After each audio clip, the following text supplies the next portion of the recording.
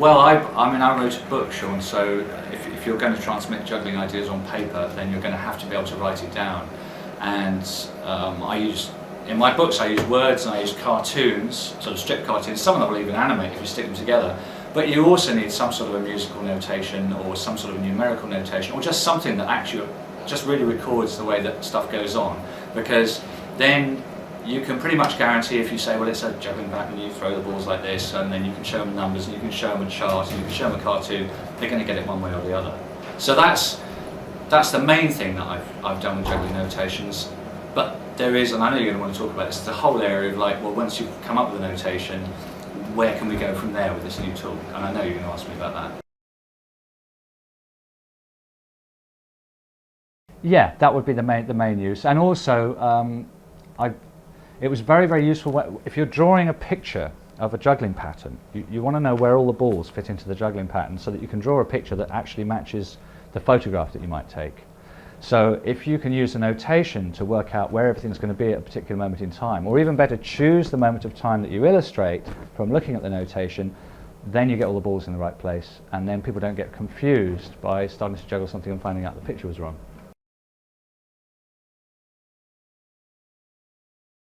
Well, I did it originally because I had a particular juggling problem, and I'm one of those many jugglers with a bit of a mathematical head, and I was trying to solve a problem of how to change from one juggling pattern to another juggling pattern with bouncing balls, and there was only one moment at which you could make the change. And I suppose for the technical people, I was trying to go from a 5-ball cascade bounce with one ball missing, which I would call a 5-ball gap, into a 5-3 bounce.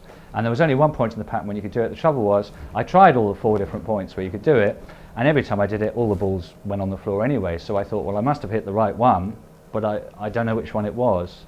So I sat down and worked out a way of notating the pattern, and then went back and did the trick. And the notation I came up with was ladder notation, which simply the idea was to turn juggling pattern into a drawing on a 2-dimensional piece of paper. And I figured that juggling was 3-dimensional.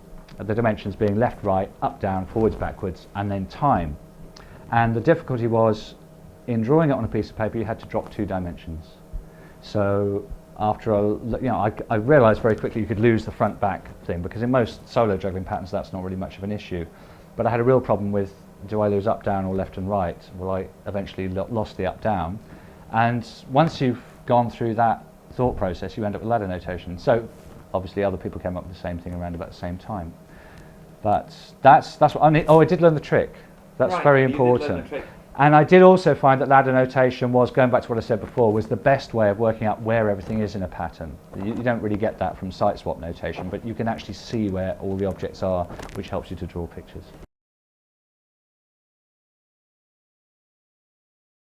Okay, right. Okay, well, in a ladder diagram, you can see the path of each ball as it moves through the pattern, sort of zigzagging down a chart.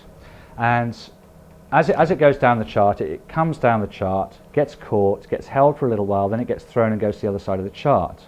So once you've got the 5 lines zigzagging down the chart, then if you sit down and you draw a very simple picture of a juggler, you just put the head there and shoulders there, and then you draw the shape of the 2 parabolic flight paths that cross in the middle, and you draw little curves at the bottom for the hand catching and throwing the ball.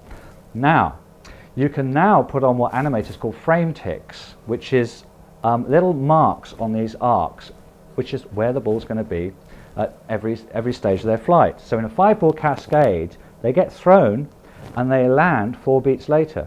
So this is very easy. You put a tick in the middle, so that's 2 beats, then 2 beats, and then you put 2 more ticks kind of slightly a bit more than halfway up because they slow down at the top. So now you can take your ladder diagram, draw a horizontal line through it, and you can work out where to put the 5 balls in that little diagram we've just done.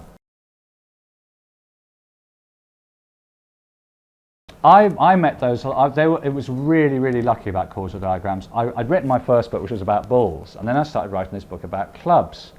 And in the club juggling book, obviously the main focus is on club passing. And club passing starts to get very interesting when you have 2 people doing, say, 7 clubs. You cannot draw ladder diagrams that you can possibly read. It's just spaghetti. It just doesn't work. And apart from anything else, things are going forwards and backwards, which is something, it's hopeless. And I came across this, somebody mentioned that Martin Frost had done something with causal diagrams. And somebody said, well, it's Siteswap -2. And I was told that before I'd seen a causal diagram. So I started drawing my causal diagrams before I found some Martin Frost article in Juggler's World, I think it was. So of course I drew mine going straight down like ladder diagrams. And straight away I thought, well, these are wonderful because these causal diagrams show what the mind's doing. It's kind of interesting. So Siteswap tells you where everything's going, or more sort of when it's arriving. I'm not going to talk very eloquently about Siteswap because it's kind of in the middle for me. But causal, suddenly you can draw a 7-club popcorn pattern and you can just read it. It's brilliant. I totally love it. Well, I think somebody else is going to say what I'm going to say about this, but it's 501. And 501 is a beautifully simple juggling pattern. I don't even need balls to explain. In case you don't know what a 501 is, take 2 balls, put them in your strong hand, throw one like you would with a 5-ball cascade.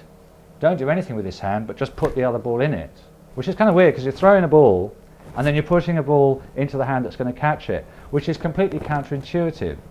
But you can just carry it, you go bang, slap, bang, slap, bang, slap, and it's a very, very simple juggling pattern for 2 balls. But I don't think anybody would have come up with it as a pattern if it hadn't been for Siteswap notation.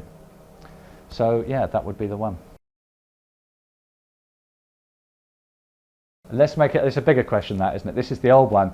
Did we invent mathematics or did we discover mathematics? And the philosophers argue about that one and argue about it. And in mathematics what happens is people say, well, did we discover it, did we invent it? And then you look at something like the Mandelbrot set where you feed in a few numbers and get these incredible infinite patterns and you think, well, there must have been something out there already. So I guess what's going on is that Siteswap notation is a way of describing things that are possible.